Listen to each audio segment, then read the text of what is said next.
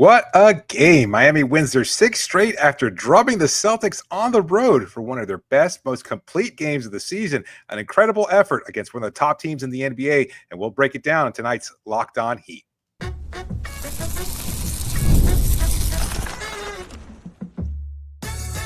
You are Locked On Heat, your daily Miami Heat podcast, part of the Locked On Podcast Network, your team every day. All right, welcome to Locked On Heat, your daily podcast on the Miami Heat, whether you're tuning in on YouTube or your favorite podcast app. Thanks for making Locked On Heat your first listen every day. I'm Wes Goldberg here with David Ramil. Both of us are credentialed Heat media members who cover this team every day. And today's episode is brought to you by FanDuel. Right now, new customers can get $200 in bonus bets when your first $5 bet wins. We have a great show for you today. We're going to get to credit cookies in a second. Plus, Pelle Larsson might be forcing the Heat into a tough decision. But first, recording this after the Heat's big win over the Celtics on Wednesday night. The Heat come in as winners of 5 in a row. The Celtics, they came in as winners of 9 in a row. And it's the Heat who come out on top. They have now won 6 straight games. And this one, surprisingly, pretty painless. The Heat went up by as many as 22. The Celtics made a little bit of a push, cut it to single digits at the end of the third quarter, back to within 4 points at the beginning of the fourth quarter. The Heat go back up by 15 midway through the fourth quarter. Celtics pull their starters with 5 minutes to go. I'm going to be honest, a little disappointed in Boston. That felt like the Celtics just rage quitting, like they were losing in Madden. I don't know what was going on there. I feel like I do also feel disappointed in that. It did feel a little insulting, but I think Joe Mazzulla, the head coach for the Celtics, recognizing that his players just didn't have it tonight. They didn't show the kind of intensity, the sense of urgency that he wants from them on a nightly basis, and they were struggling offensively. I don't know if it's due to injury or fatigue, or maybe they just don't respect Miami. And either way, he didn't want to keep them out there for what was likely to be a loss. If they were out there and they weren't able to keep Miami from going on that run to push their lead back up to double digits, maybe he does things a little differently. Maybe he recognizes that there's a potential for them to come back and maybe even win this game. But seeing that they didn't have it, I guess he just made a business decision. I don't know. It's kind of like being on the receiving end of a dunk there and going, no, you know what, I'll just step out of the way. I won't even bother committing the foul. It was lame. I'm going to call out Boston on their BS, man. That was lame. That was loser behavior. And I know that, you know, the important thing is that you're healthy and blah, blah, blah, and you want to go to the playoffs. And I understand the Celtics really aren't playing for anything. They can't move down or up in the standings realistically. But, like, I don't want to do the whole Celtics thing, but this is sort of my problem with the Celtics anyway. It's like, oh, well, our threes didn't go in, and therefore we lost. And I'm like, really? You're the defending champs. You're a team that is, I still think they're the favorites to win the finals on FanDuel. And it's like, oh, so the threes don't go in and you don't have another way of winning? Like, that's the only way you know how to win a basketball game? Where Miami, I'm not sitting here telling you that they're a better basketball team than the Boston Celtics, but they've won games in various ways. Like in this game, the three-point shooting, I thought was going to be a problem, you know, early in this game where Boston missed 10 of their first 12 three-pointers in this one, and Miami really just wasn't getting them up. And I'm like, as soon as Boston starts making these threes, this is going to be a problem. And they did start making their threes, and they cut the lead to 4.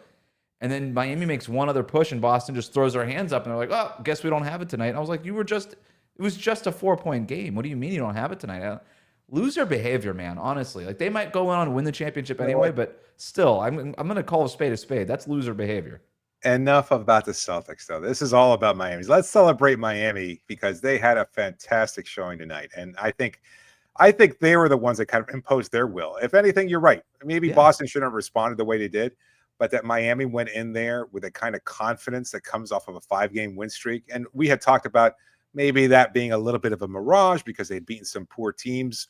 Doesn't really matter, apparently. Can't say that anymore. Yeah. No, you beat Golden State by a wide margin. There's some emotion there. You go into Boston, and both teams fully rested. Should not have been as easy as it was, but Miami showing a complete effort. The defensive intensity, the offensive willingness, drawing fouls, a lot of players contributing to that win. And I think, if not the best game of the season, because I still kind of hang my hat on either the Warriors win for what that represented or that early Cleveland win, but it's certainly top 3. And it was just a convincing victory for a lot of teams that or a lot of people in general, fans alike, that may have even written off this Heat team, don't be so fast. Put those pencils down, folks, because this team is still ready to play. So, has there ever been another team to win 6 straight games after losing 10 straight games? This is such a purely Heat thing. A team that loses 10 straight games, that team sucks. Yep. That team doesn't win 6 straight games. That team doesn't beat the Warriors and the Celtics in Boston. This is the first Heat win in Boston, by the way, since December of 2022, regular season. So not including the playoff win last year.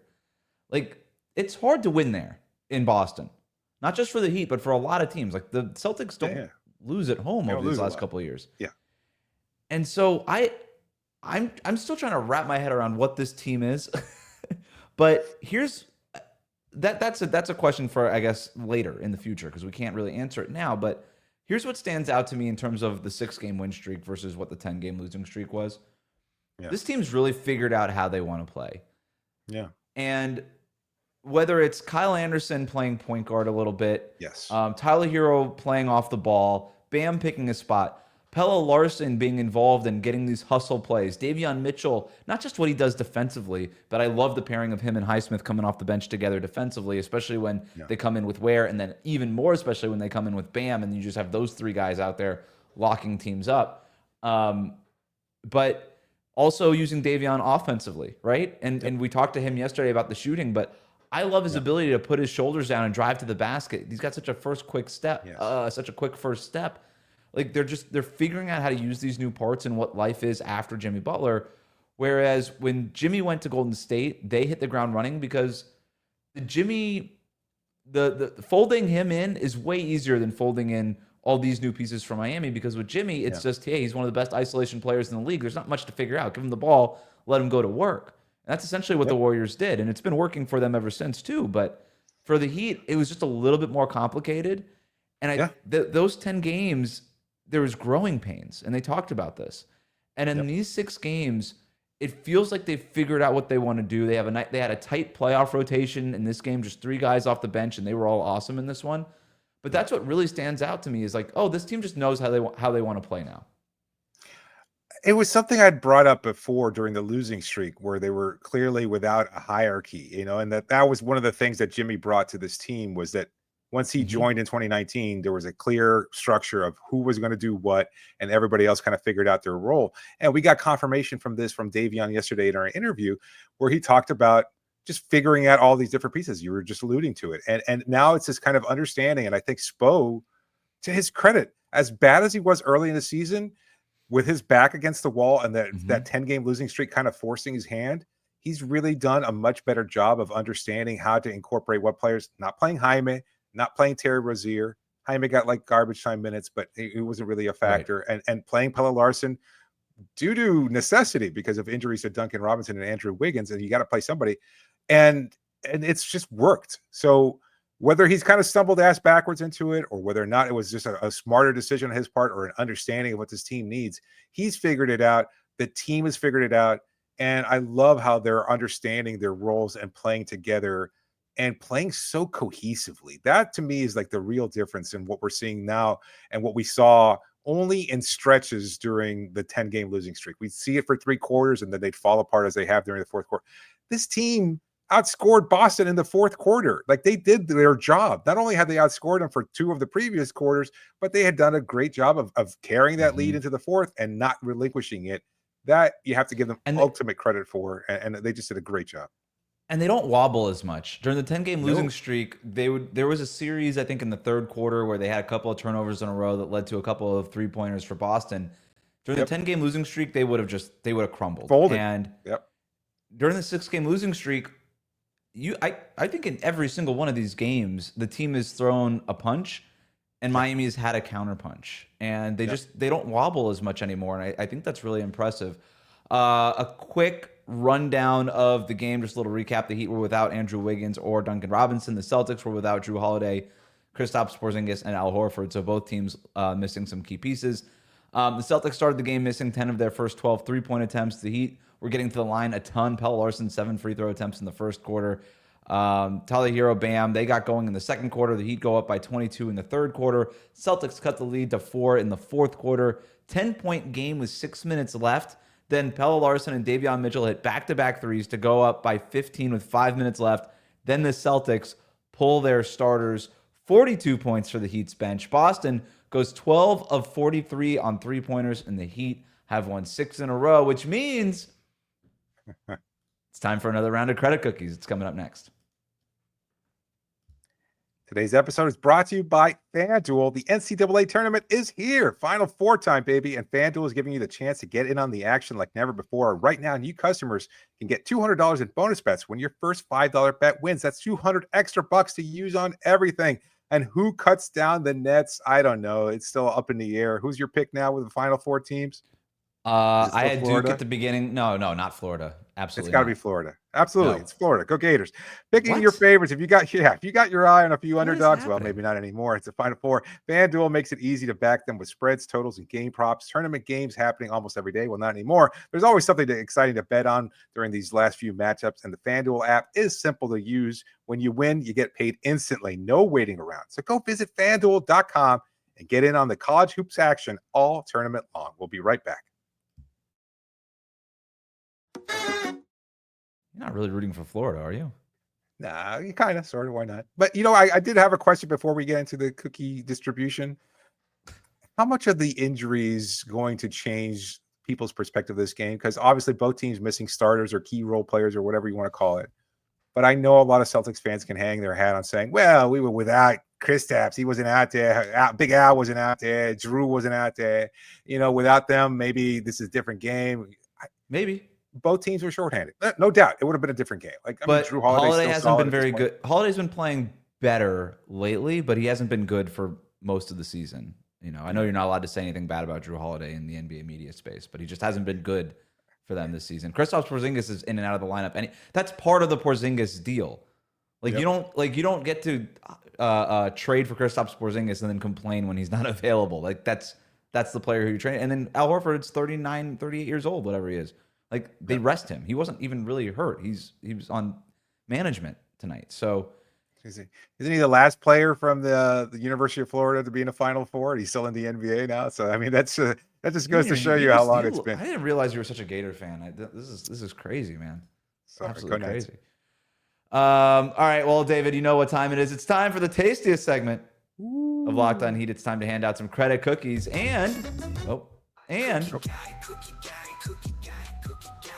go to heatsubculture.com. You can get your very own Locked On Heat Cookie Gang t-shirt over there. It's our first little foray into merch, t-shirts. Yeah. Sorry, I gained a little weight with all these cookies we've been eating lately. After a 10-game losing streak now, it's 6 games on. I got to cut those calories down. Yeah. Well, we got a few players getting cookies today. Yeah, 10 credit cookies to give out. We got 5 players receiving credit cookies today, although you probably could make a case for a couple others. I'll start off with Bam Adebayo. He gets 3 credit cookies on the night. He went 9 of 15 from the floor, including 2 of 3 from three-point range. If that's not encouraging, I don't know what is, but he's also adding big rebounds, really key playmaking, also with 6 assists. He was just phenomenal. I think it might not have been his biggest game, but he was also just all over the place, attacking, making things difficult, great defensively, of course, but also just finding his spots in the mid-range and the long range. Very, very effective. There were some moments there where maybe he wasn't handling the Luke Cornett matchup as well, and he also got into early foul trouble. But despite that, the fact that he was able to bounce back the way he did in 31 minutes and have this kind of production, it's clear that it meant something to Bam, and I thought he had a phenomenal performance. Another just great defensive game from him. Nothing that jumps off the page, but a solid Bam performance all the way around. And the fact that he had 21 points, he just sort of did it steady the entire game. And Bam's got that quality a little bit where he's never going to be a loud scorer, but he does it, right? He gets the putbacks. He'll hit those little mid-range jumpers. I thought in the first quarter he started off really slow, and it wasn't even necessarily his fault. I just thought the offense was really plotting. And then they started to, I even tweeted something about it, and then they started to increase the pace. Just in semi-transition, just get downhill a little bit. That's when him and a lot of his teammates are at their best, and they were able to get him in pick-and-roll situations and in semi-transition and things like that, and that just gets him into a little bit of a rhythm. You mentioned the three-point shooting. Bam has hit 2 3-pointers in 6 of his last 9 games. That's pretty cool. That is amazing. Yeah, Pretty good. Pretty good for a not a bad NBA defensive player, etc. Tyler Herro also gets 3 credit cookies. He led all scorers with 25 points. He led the Heat at plus 19 on the night. No, sorry, he was second to Davion Mitchell in plus minus, but he was also 2 of 6 from the floor, 7 of 18 overall. Also 6 rebounds, the leading rebounder for the team, if you can believe it. 9 assists, so his evolution as a playmaker continues to be on display. But also, and I think this might be the stat that really stands out to me, 9 of 10 from the free throw line. Nobody drawing fouls as effectively as Tyler Herro. That was so. There was one play there, and I texted you about it. He was, after he came off a screen, I think, from the 3-point line, drove into traffic. His defenders stayed with him, got 2 help defenders. He was triple teamed, and somehow he turned that into a shot attempt and fouls, a foul and free throw at the line. That is real evolution for me, because I think Tyler previously would have either coughed up the ball, maybe taken a bad shot, not done the smart thing, but he slowed it down. It sounds cliche, but at some point the game slows down for star players, and Tyler has shown that it can slow down for him, and he's not going to overpower people, although he's got to the line as increasingly higher attempts as the season has progressed. But he's also slowing down those shots when he's taking them. I think his shot selection has improved. Even during the losing streak, I was critical of some of his shot attempts. I think he's just gotten better. Maybe it's just being off ball to a certain degree, but even when he does have the ball in his hands and he's making plays for others, when he gets his shot or when he's looking to take his shot, he's become much more masterful at it and very skillful, and he's getting those calls because, you know what? He might actually be a star player in this league. 3 things stood out to me about him in this game. So first of all, during this win streak, he's averaging more than 5 free throw attempts per game, and that was before that was before doubling that in this one. The second thing is he's the stuff off the ball. I know I've talked about it before, but it's worth highlighting every single time and celebrating it. He's always moving now, and it's literally the thing that I was waiting on for him, and he's just constantly moving. It's not always like a full dead sprint the way Steph Curry is, but man, he's always moving, and you just see Boston's defense always kind of like looking around. They couldn't trap him, right?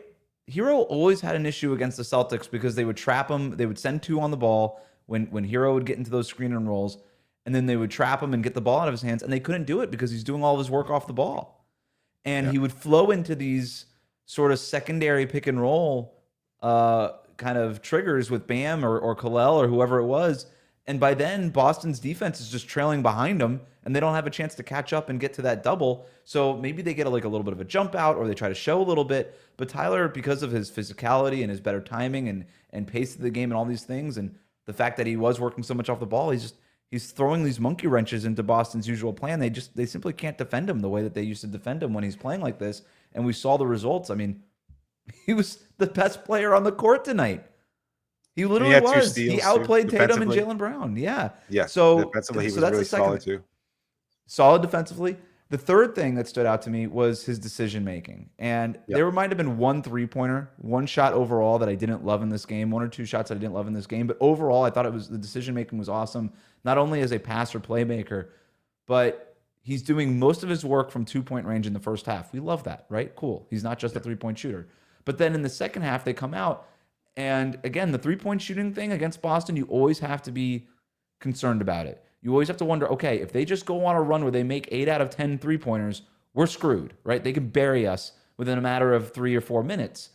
And they come out, and they were on a little bit of the wrong side of the math problem in the equation coming out of halftime, and he started upping the 3-point rate right away because he's the guy that needs to do that, especially with Duncan out. And so I really liked that. It was a good, controlled game from Tyler Herro. Speaking of control, Pelle Larsson continues to impress, and he gets 2 credit cookies on the night, 16 points, 4 of 9 from the floor, 2 of 3 from 3-point range, so he has shown definite improvement there. 6 of 7 at the line, so he's drawing fouls as a second-round draft pick as a rookie. That's unbelievable. All in the first 4 quarter. rebounds, 4 assists, a steal. I love his attitude, and I'm sure a lot of Heat fans feel the same way because there was that one play after he yammed it on somebody, and then on another possession, I think he scored, and then he was inbounding. I'm sorry, Jason Tatum was trying to inbound the ball, and Pelle grabs the board, and he kind of chucks it at him, not meaning anything by it, but he chucks it at Tatum, and Tatum like lets it bounce off his chest so he can just, I don't know, manufacture some kind of strife there or whatever, because he's being a fake tough guy, because that's who Jason Tatum is. And then Larson's just like, come on, man, we don't need that. Like, and then the ref winds up calling delay of game. But Larson takes no crap from anybody, even as a Finnish player or the Swedish player, wherever he's from, as a Swedish player, as a rookie, without any hype or anything like that, with so much to prove left in his career. He's got such dog in him. I mean, unbelievable. We heard from Davion yesterday as what a defensive player he is, but he's going to be such a pest moving forward. Like, he's just so pesky, and he's such a pest, and he's going to be fantastic to watch how he can be an impact. I'm curious to see how he responds in the postseason. Right before he went he started bickering with Jason Tatum a little bit. He went chest to chest with Tatum in the air to finish on a tough layup over Tatum and Derek White. He's strong, man. Like, there's real strength, and he's older than a normal rookie, and I think that's a big part of it. But you see him even in the locker room. Like, that guy's got a frame, dude. Like, that guy is way stronger than I think people like Jason Tatum even give him credit for. So I've also got one credit cookie going to Davion Mitchell. I thought defensively he was great, as to be expected, but he also hit some big shots down the stretch. 3 of 6 to continue his phenomenal shooting. 47% on the season now with Miami. He's been great. Like, I don't know when it's going to end, if it's going to end.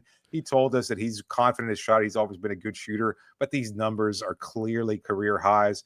He continues to impress Heat fans with his attitude, his dog, everything about him just is perfect for this Heat culture, for this team. Even like, there's going to be a regression, right? Like, he's not going to be a 47% career shooter but teams are still leaving him open, and so he's, as long as he's making the wide open ones at a really at a high clip. Again, it's not going to be 47%, but that's fine. But the thing about Davion that he does, it's not just that, right? Like, he handles the ball. He's a decent passer. He's really good at getting to the rim. An incredible defender. Like, there's other things that he's able to provide. So on those nights where the three-point shot isn't falling, he's still going to be a positive contributor. But when it is falling, especially when you're not relying on him as a starter and he's coming off the bench, when that shot is falling, it's just like this added bonus thing, and it makes that bench unit almost unbeatable. The last credit cookie goes to Kyle Slow-Mo Anderson, and I think he was amazing. Like, he probably just under the radar. Just one.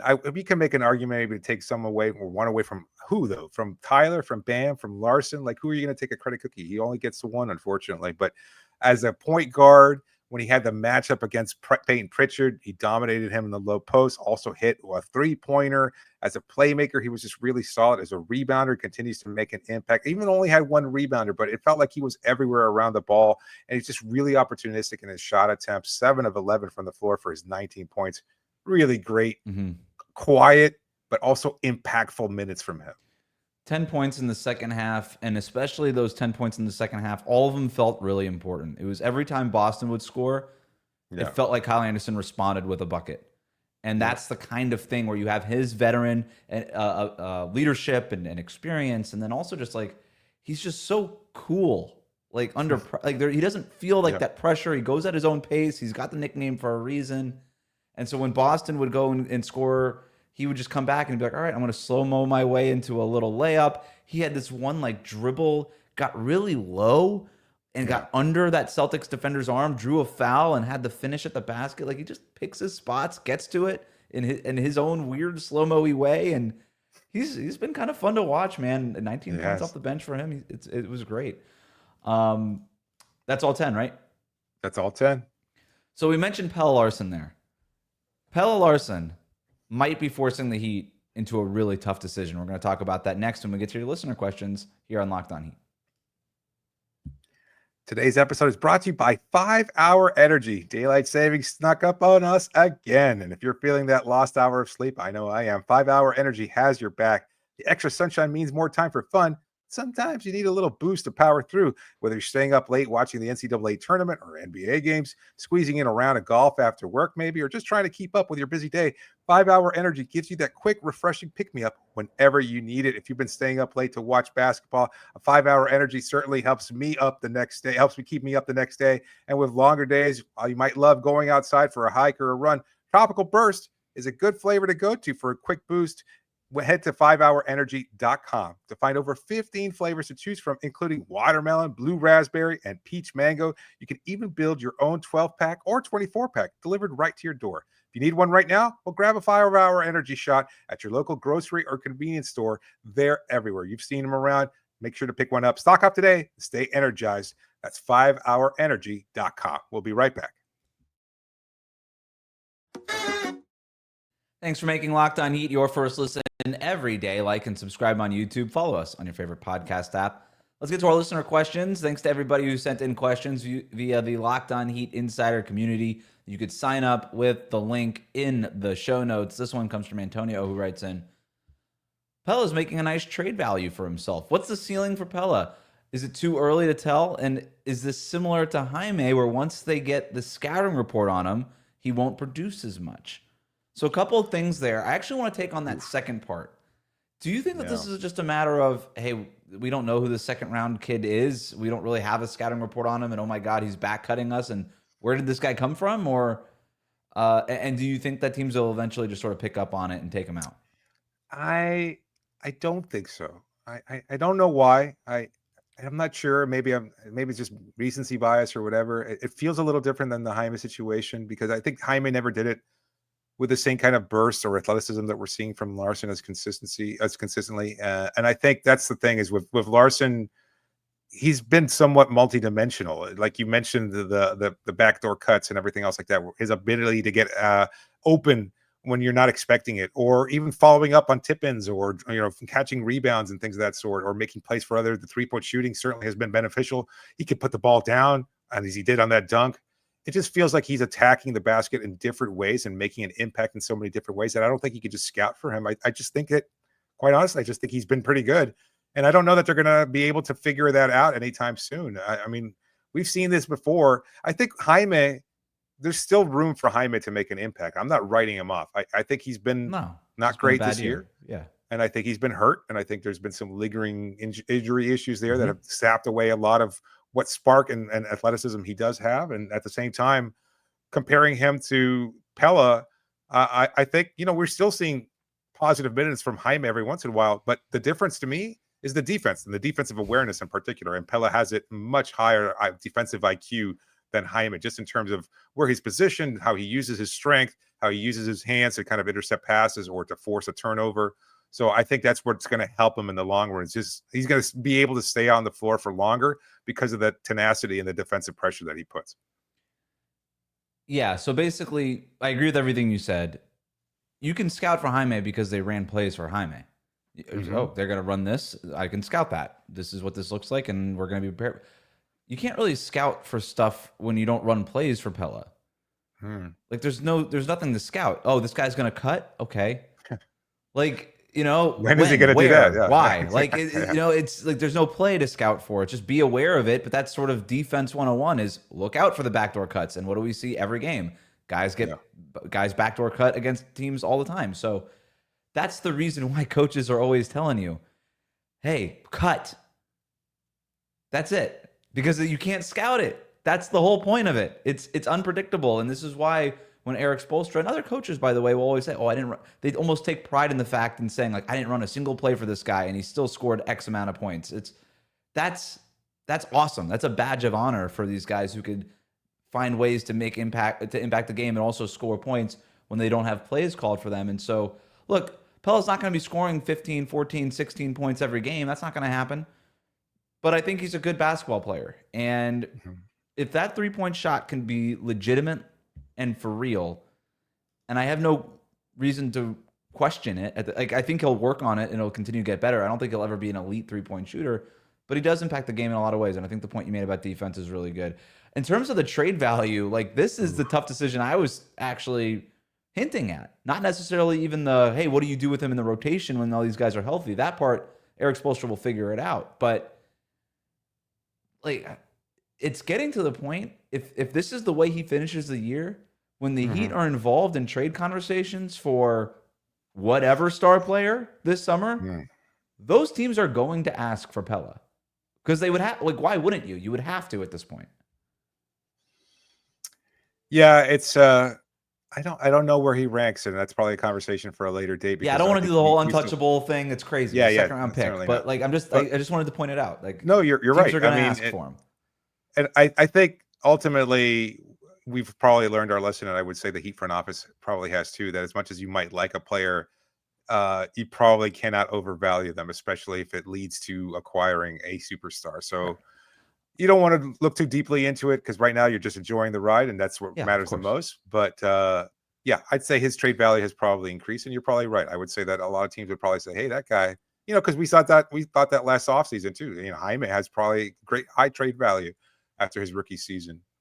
I don't know if he has the same trade value now. I would say he probably doesn't that he did last year. So you have to kind of wait and see how it all plays out. But for now, just enjoy the ride. Let's do a couple more quickly here. Andrew writes in: does Pelle Larsson take Duncan's spot in the starting lineup with Wiggins and Duncan when Wiggins and Duncan come back? I don't know that he takes Duncan's spot. I don't know when Wiggins is coming back. So I don't even know if we necessarily have to have this conversation. I think that's one of those things that's like, this might not ever be a decision that Spoelstra has to make. If anything, yeah, you're probably right. Let's assume Wiggins does come back at some point. When he does, then he'll start, assuming Duncan comes back beforehand. But I would say Alec Burks might fall out of the rotation then with Pella playing the way he does, again, because of the defensive intensity that he brings. I think that helps him stand out over. Yeah. So you have that. So you have that second unit of Pella, Davion Mitchell, and Haywood Highsmith alongside Bam and whomever. I mean, it's not a bad place to be. Could take Highsmith's minutes too. I mean, you never know. I mean, Highsmith, as we know, has been in and out of the rotation for whatever reason all season. So, William B writes in: are we back? I don't know. You have to be somewhere before you could get back to it, right? I mean, that's the whole thing. Back to what? Right? Yeah, back to the play-in. Yeah, we're back.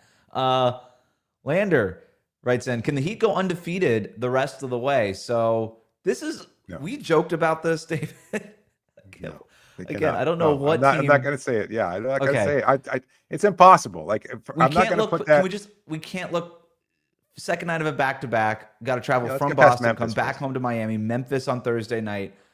I know the Grizzlies are going through some stuff, but they're still kind of hitting that new coach bump. Like this is kind of a scary time to hit a team like Memphis, right? Yeah. I'm not looking past Thursday night. No, that's you get past Memphis, you beat them if you could do so convincingly somehow. I don't even know what to predict from this team anymore. Then maybe you can start looking at the last 5 games and going, Milwaukee without Dame, a team that feels like maybe it's quit a little bit. Philly, Chicago, New Orleans, Washington. If you beat Memphis, then it starts to become something that might be worth considering to talk about. Malachi writes in: Kyle Anderson needs to have a role on this team when everybody's healthy the rest of the season. Do you guys all agree? Yes.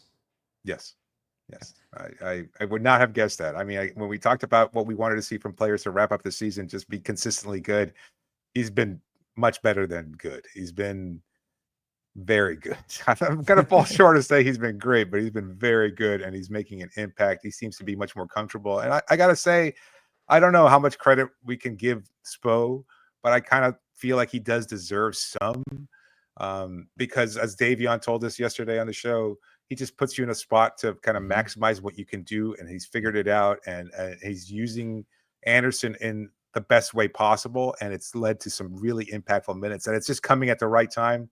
I don't know how much of that is chicken and egg. I don't know if that's just I think Spo deserves some credit. He just didn't know who Kyle Anderson was, and Kyle Anderson is a guy, and I talked to him in the locker room a couple of nights ago. He said he grew up playing point guard his entire life, and then he had a growth spurt in high school, and then he went to college, and then got moved over to forward. But he's a point guard. He's been a point guard his whole life. And I think Eric Spoelstra finally is like, oh, I'm not going to just make you stand in the corner and then guard guys your size. I'm going to put the ball in your hands. And that's going to help Tyler and Bam and some of these other guys get off the ball a little bit more. And so, yeah, I think he's just figured out how to use them. And Kyle Anderson, credit to him too. The guy's a professional role player. And I mean that in the nicest way, right? Like he's going to be in the league for a long time doing exactly this for various teams. And that's a really nice career. I forgot one, so really quick on this. Andrew writes in: is Davion Mitchell our Derek White? I don't think so. I think they're just different players. I think Davion Mitchell is probably if you're going to put him like in a box with some other players, he's kind of closer to the Lou Dort type of player. kind of streaky as a shooter, not as reliable as Derek White, but really hangs his hat defensively as like a matchup guy, where Derek White, awesome player, just different player. Fair enough. That'll do it for us today. Thanks for making Locked On Heat your first listen every day. Like, comment, and subscribe on YouTube. Follow us on your favorite podcast app.